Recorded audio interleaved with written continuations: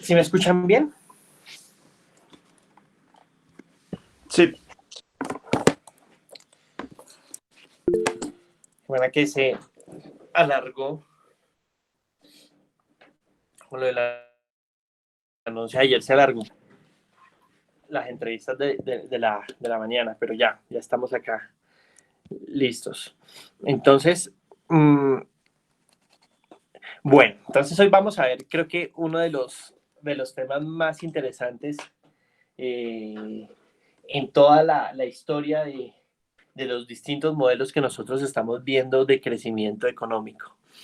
Entonces, y esta es probablemente una de las hipótesis que más acogida tienen, ya no solamente, digamos, en el mundo académico, sino también en el imaginario colectivo, digamos, de las personas. Ya cada vez, yo creo que las familias y los nuevos hogares, la gente, incluso sobre todo los jóvenes, están cada vez más conscientes de lo importante que es la formación del capital humano, no solamente en el crecimiento económico, sino en el desarrollo de una sociedad. Entonces eso es un elemento súper interesante de analizar. Incluso algunos han dicho que ya el problema se convierte en el cómo. Si esto es un problema de recursos, cómo debe ser el proceso de formación del capital humano, cómo debe ser, si es un tema más de educación o si es un tema más de adquirir habilidades con la práctica. Pero lo que sí es cierto es que en medio de todas las, digamos, lo que han sido los crecimientos importantes de las economías, más allá, digamos, de las otras hipótesis, siempre hay un componente relacionado con la formación del capital humano. Entonces, en la época de la posguerra, si a uno le dicen, oiga, hay que el tema de cómo fue lo de Japón, cómo fue lo de Corea, cómo fue lo de los países asiáticos, a pesar de que pueden haber muchas reformas. En el caso de Japón, el tema de una reforma agraria, el tema de eh, eh, lo que nosotros teníamos allá del proceso de industrialización acelerado. Hay una historia siempre de educación, de una reforma educativa, de un proceso que facilita a las nuevas personas, a las personas que nacen, tener una mejor formación y asimismo ir cambiando el entorno y el aparato productivo de una sociedad. Entonces, esta es una hipótesis muy atractiva y que creo que de cierta manera, cuando a uno le dicen, piensen, claro, en personas que tienen un mejor nivel de educación, mayor capacidad para resolver problemas prácticos, de utilizar nuevos métodos para resolver dichos problemas. Para uno es relativamente intuitivo que eso es una idea mm, importante y fundamental para el crecimiento de un país y también para el desarrollo de la sociedad. Digamos que la educación no solamente tiene implicaciones económicas, tiene implicaciones sociales, tiene externalidades positivas muy importantes. Eh, un monto que va desde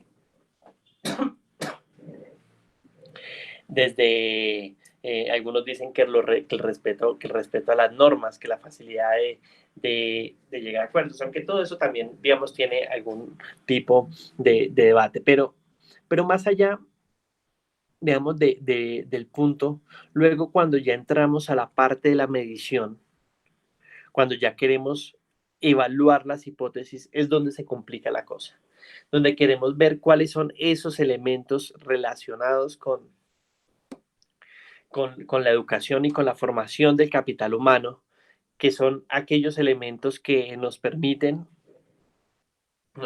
tener,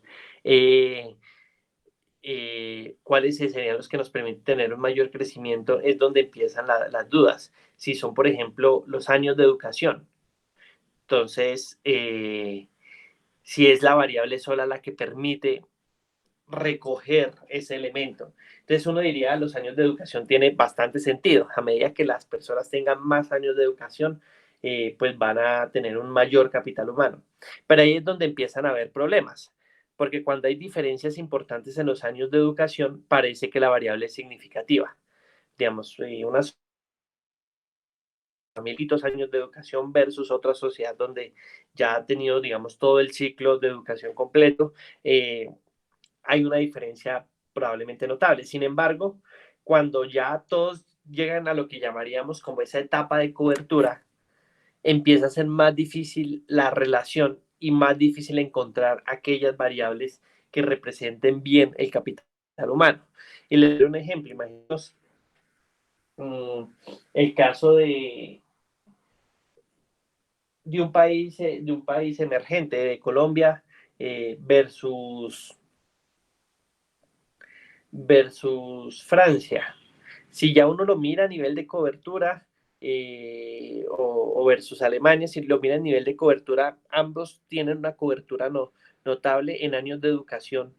Las diferencias no son tan grandes como lo son las diferencias de ingreso per cápita. Entonces, ya cuando se alcanzan los niveles de cobertura, ya cuando se alcanzan como unos años de educación donde las familias, digamos, ya tienen acceso a educación básica, secundaria y un porcentaje cada vez más importante a educación terciaria, esas diferencias se van volviendo más pequeñas y esa variabilidad se vuelve menos significativa en explicar la diferencia de los crecimientos y la diferencia de los ingresos de los hogares. En ese sentido, ahí es donde se vuelve más difícil la cosa y es cuáles son esas variables que reflejan bien esas diferencias.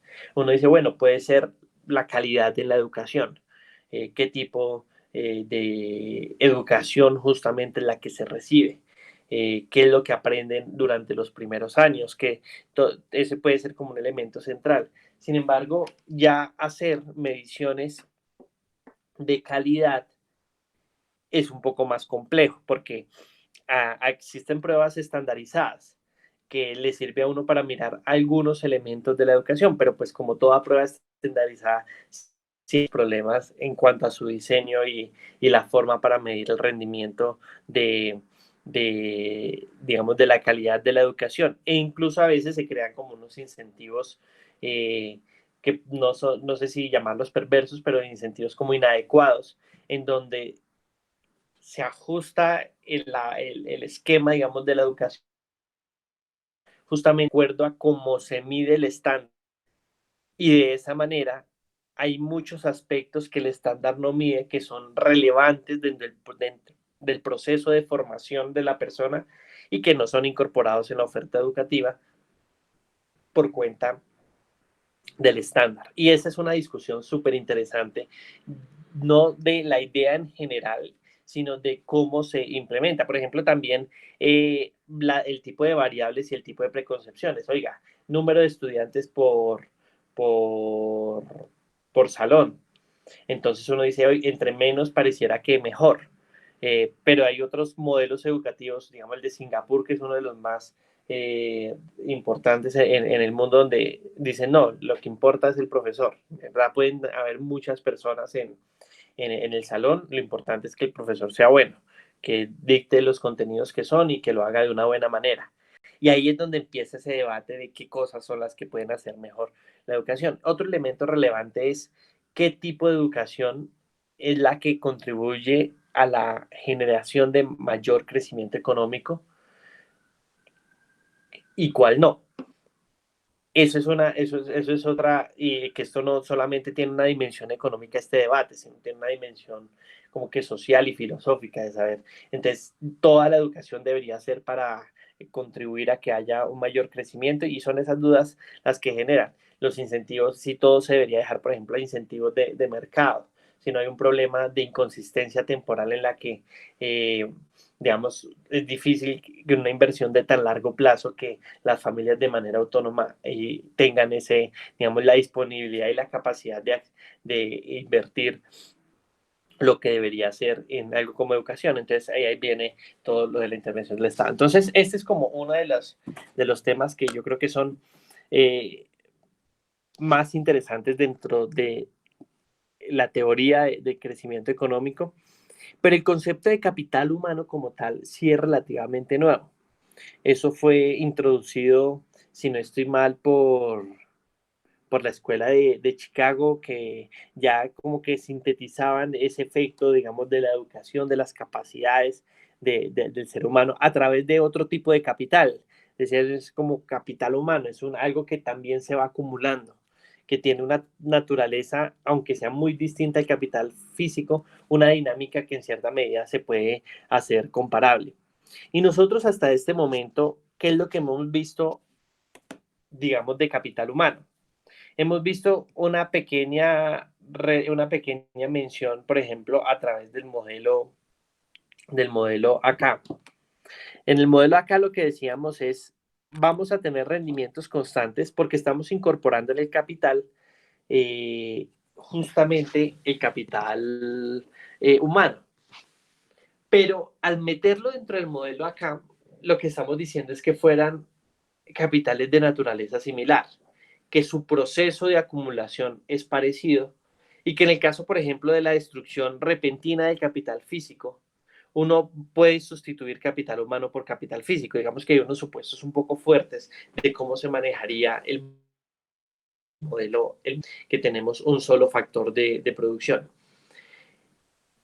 Entonces, aquí lo que vamos a hacer en este modelo es incorporar de manera más explícita el capital humano. Y vamos a crear una dinámica parecida a la de Romer, donde hay un porcentaje de ese capital humano dedicado a la producción de capital humano. Pero aquí ya no vamos a tener la característica del mundo de las donde las ideas son no rivales y todo el mundo las puede utilizar, sino aquí lo que vamos a hacer es a través del capital humano si va a haber exclusividad en su uso. Eso quiere decir que una persona con cierto capital humano o trabaja en el sector de producir bienes y servicios o trabaja en el sector de producir capital humano. Y esa es la mecánica que nosotros vamos a manejar. Entonces, si quieren, venga, les comparto, les comparto la pantalla.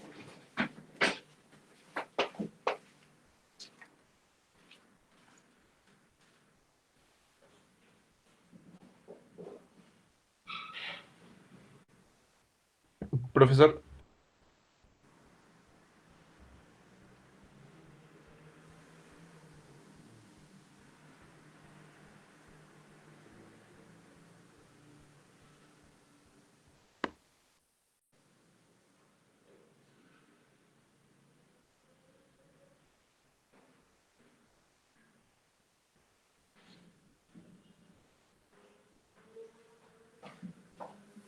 ¿Ya pueden ver bien la pantalla?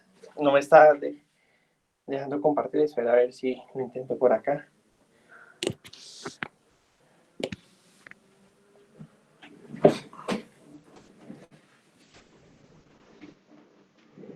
¿Ya pueden ver la pantalla? sí, ya. Profe. Listo. Entonces vámonos a mirar aquí sobre este. Listo, entonces este modelo se va a llamar, o se llama el modelo de Usawa y Lucas.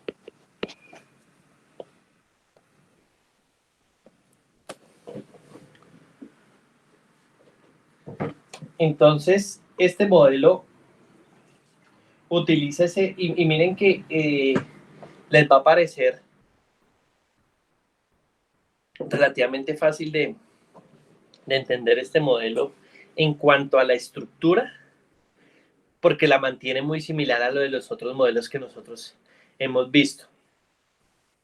Ya vamos a, digamos, ese va a ser uno de los últimos modelos que vamos a analizar con esta estructura, porque yo creo que, digamos, están familiarizados y si en algún momento abrieran un libro de texto y vieran otro modelo que maneja otra hipótesis, pero maneja esta estructura, ya ustedes se concentran en las hipótesis y en los elementos que lo hacen distinto al modelo, en esas diferencias fundamentales en los supuestos y en los resultados, cómo de esos supuestos se llegan a esos resultados, pero pues ya conocen toda la estructura general del modelo. Eso es algo muy positivo porque es uno de los propósitos de este curso. Y es que no solamente pues tengan familiaridad con las hipótesis, ni con las ideas que se manejan en materia de crecimiento económico, sino también que tengan familiaridad con la estructura de los modelos, con las razones por las que los modelos tienen esa, digamos, esa forma, y que cuando hayan variaciones en dichos modelos, pues ustedes puedan saber cuáles son esas variaciones y cuáles son los supuestos distintos que se están manejando. Entonces, ¿cuál va a ser la función de producción? ¿Qué vamos a decir que hay un capital que está dedicado a la producción, de hecho, de bienes y servicios, pero por facilidad vamos a asumir que todo el capital físico está dedicado a la producción de bienes y servicios. Y que si hay un capital humano, entonces vamos a decir, si quieren, arrancamos con la función inicial.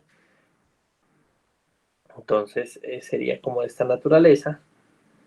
La función de producción sería igual a esto, y sería esto elevado a la alfa y elevado a la 1 menos alfa. Una función Cobb-Douglas tradicional, donde tenemos un capital que está dedicado a la producción de bienes y servicios, y un capital humano también que está dedicado a la producción de bienes y servicios. Y tenemos también la producción de capital humano. ¿Cómo va a ser la función de capital humano? Entonces lo que vamos a decir es que va a ser igual, y ya les cuento por qué no escribo H, a B, K a la H, puede ser a la N para mantener la notación, H de H a la 1 menos. Entonces como eta, listo.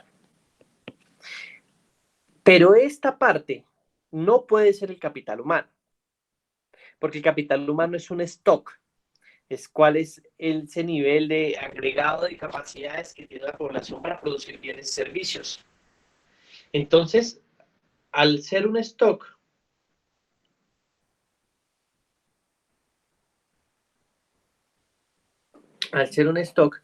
lo que tenemos acá es la producción. Entonces aquí lo que vamos a decir es, esta es la inversión en capital humano, no el stock de capital humano.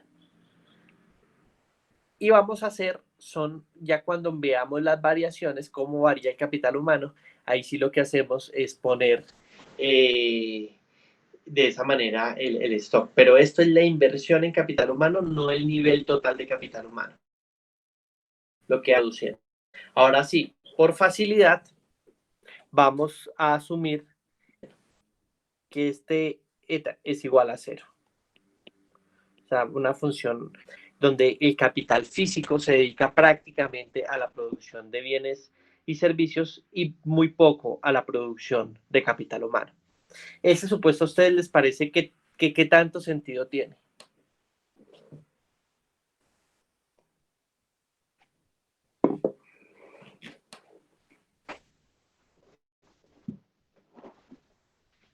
Pues no mucho, ¿no? Bueno, depende del país que sea, pero por ejemplo en los países que están ya en la frontera tecnológica, mucho capital es usado para justamente para incrementar la frontera, ¿no? Claro, pero ¿por qué uno omitiría en la producción de capital humano el capital físico? Aparte de que pues el modelo es más sencillo así.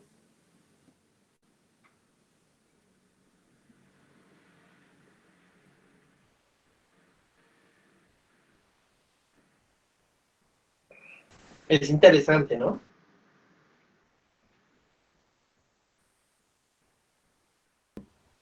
Sí, no, la verdad no me...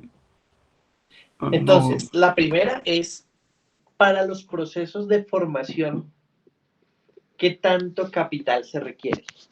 Aparte, por ejemplo, de las instalaciones. Mire que usualmente los procesos de formación, y eso que ahorita, pues, no solamente por la coyuntura, sino también por cómo ha cambiado el mundo, pues cada vez hay más instrumentos tecnológicos. Entonces uno podría decir, esos son elementos de capital físico. Pero antes, aparte de la edificación y de la sede, donde se daban las clases, pues prácticamente se requería el marcador o la tiza y el tablero. Y ahí se daba la clase y el proceso no era intensivo en capital físico, era intensivo en capital humano. Y lo que marcaba la diferencia entre, y no sé si la sigue marcando entre una buena y mala clase y una buena y un mal centro de formación y todo lo demás, es esencialmente el tema de los profesores.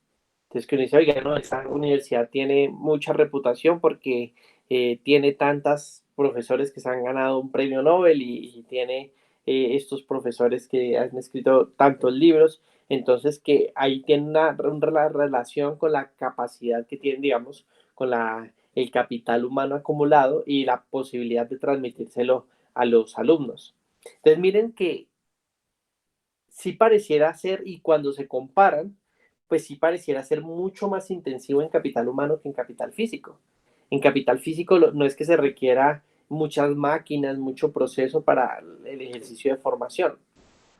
Entonces, como que se requiere un mínimo de capital físico y entonces es por eso este supuesto. Dice, pues en últimas, el capital físico que se requiere para la generación de capital humano no es tan grande. Entonces, aunque de manera simplificada, pues lo que hacen es decir, vamos a quitar el capital físico dentro de la producción de capital humano. Y eso nos cambia un poco lo que sería la inversión. Entonces, vamos a seguir con el siguiente supuesto y va a decir que el capital humano dedicado a la producción de bienes y servicios va a ser una parte de dicho capital humano. Y el capital humano dedicado a la producción de capital humano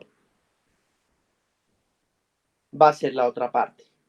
Y mire, esto muy parecido a lo que se hacía en el modelo de Roma.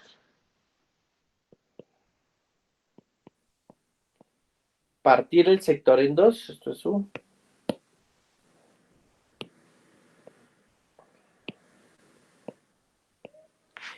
partir el sector en dos, donde una parte va para un lado y la otra parte va para el otro. Nosotros, incluso en este modelo, digamos, resolviéndolo como tipo Ramsey, podemos incluso eh, optimizar no solo el consumo, sino también qué porcentaje del capital humano va para un sector y para otro. Y entonces con estos supuestos y con esta simplificación nos quedarían las siguientes ecuaciones y es cuál sería la acumulación de capital físico. Entonces, la acumulación de capital físico sería igual a A por K, a la alfa. Recuerden que ahí ya no hay subíndice porque estamos hablando del capital total por UH, que era lo que antes llamábamos el capital humano, a la 1 menos alfa, menos el consumo, menos la depreciación del capital físico por el stock de capital físico. Es una ecuación que ustedes ya están familiarizados con ella. ¿Cómo sería el caso del capital humano? En el caso del capital humano, nosotros lo que tendríamos sería B, 1 menos U.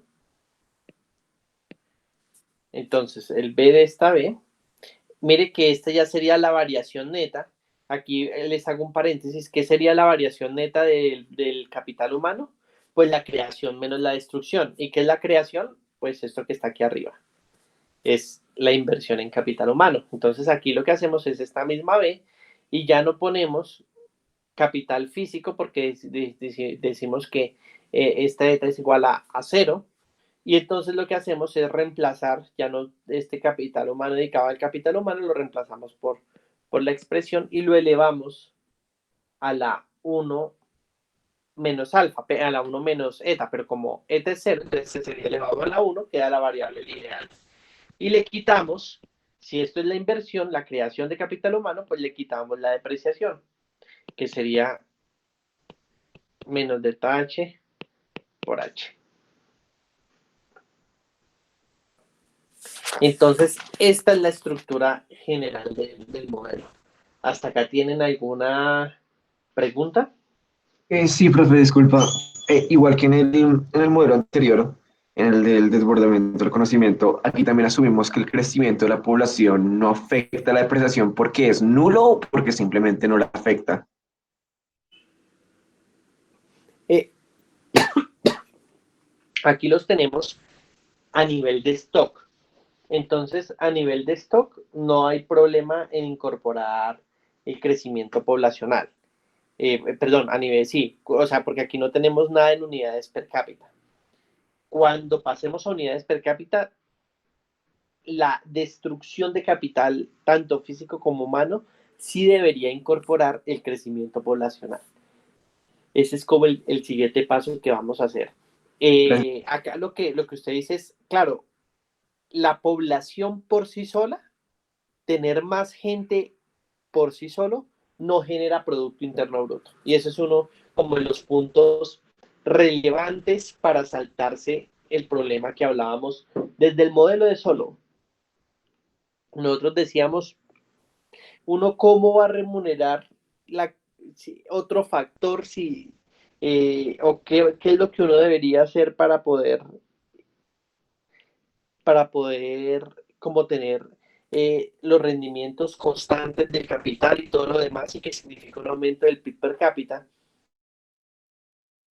si tenemos un problema con las remuneraciones. A través de decir que solamente el crecimiento poblacional no genera PIB, sino es más personas, pero más personas con más capital humano, lo que genera Producto Interno Bruto. Entonces, al hacerlo ya de manera directa en el, en el, en la función de producción, hace que todos los aumentos que tengamos se reflejen en el PIB per cápita.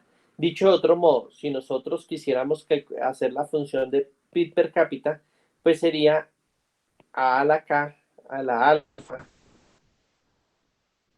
por UH a la 1 menos alfa. Y esto dividido entre L es lo mismo que si cogiéramos esto y lo dividiéramos acá a la alfa por UH a la 1 menos alfa, y esto dividido entre L por a la alfa por L a la 1 menos alfa.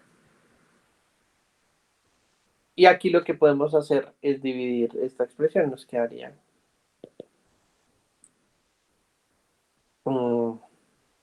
A por el capital per cápita elevado a la alfa por, entonces miren que aquí va toda el H, el L se agrupa entre ambos y nos quedaría U por H a la 1 menos alfa. Per cápita, le dicen a uno, mire, depende de la dotación de capital físico per cápita y depende de lo que le dé la dotación de capital humano per cápita. Pero el crecimiento poblacional por sí solo, no, de hecho, destruye PIB per cápita y no genera PIB, que es un tema interesante. Entonces, de pronto, los otros modelos lo que están asumiendo que cuando el crecimiento de la economía generaba PIB, era que el crecimiento poblacional generaba PIB. Dice, implícitamente estaba asumiendo que era gente en capacidad de producir bienes y servicios. Y si eran personas en capacidad de producir bienes y servicios, ya tenían una dotación de capital humano, y es justamente esa dotación de capital humano lo que le permite alcanzar esos niveles de producción. ¿Hasta acá tienen alguna duda?